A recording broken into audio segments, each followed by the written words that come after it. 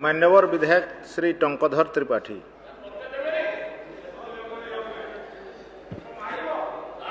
उपवाचस्पति महोदय,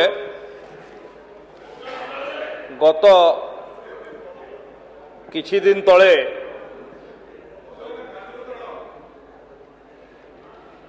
केंद्र मंत्री रेभेन्सा उपरे जो तांकर व्यक्तिगत मत उपस्थापना करी ओडिशार बुद्धिजीवी वर्ग ओडिशार शिक्षाविद मानक पई वितर्क पई जो कथा उपस्थापना कले से कथा को आज ओडिशावासी ग्रहण करिसंती एवं जो माने दीर्घ दिन धरिकरी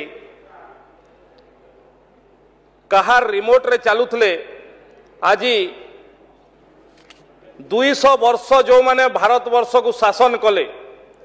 एवं जहांकर विषय रे आज आलोचना होउची टी रेभेन्सा अनेक लेख बाहरी अनेक बुद्धिजीवी तांकर विभिन्न पत्र पत्रिका रे तांकर भूमिका विषय रे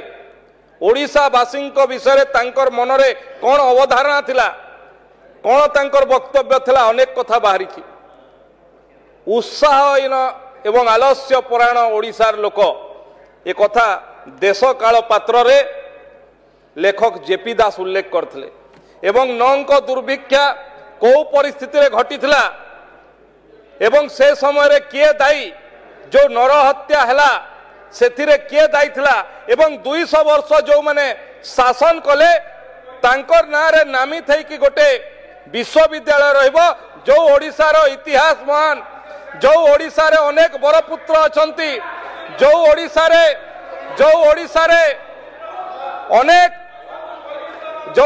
अनेक बरपुत्र अछंती जो ओडिशार इतिहास महान जो ओडिशार इतिहास को आज भारत वर्ष कण विश्व दरबार अवलोकन करछि से ओडिशार बरपुत्रंक नारे नामित करिवा कथा याकू अनेक बुद्धिजीवी स्वीकार करछंती एवं वितर्क होउछि वितर्क हवा कथा मध्य एवं किछि निअर्थ स्वार्थ व्यक्ति जदि तांकर कोनोसी विदेशी शासन को आज भी मानसिकता भावरे ग्रहण करुथिबे विदेशी शासन रो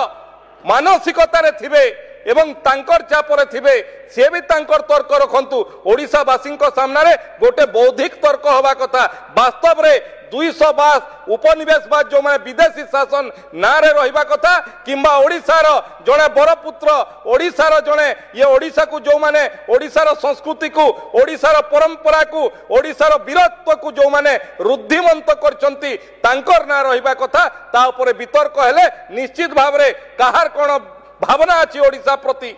काहार कोन भावना अछि ओडिशा प्रति निश्चित भाव रे ताहा प्रतिफलित हो।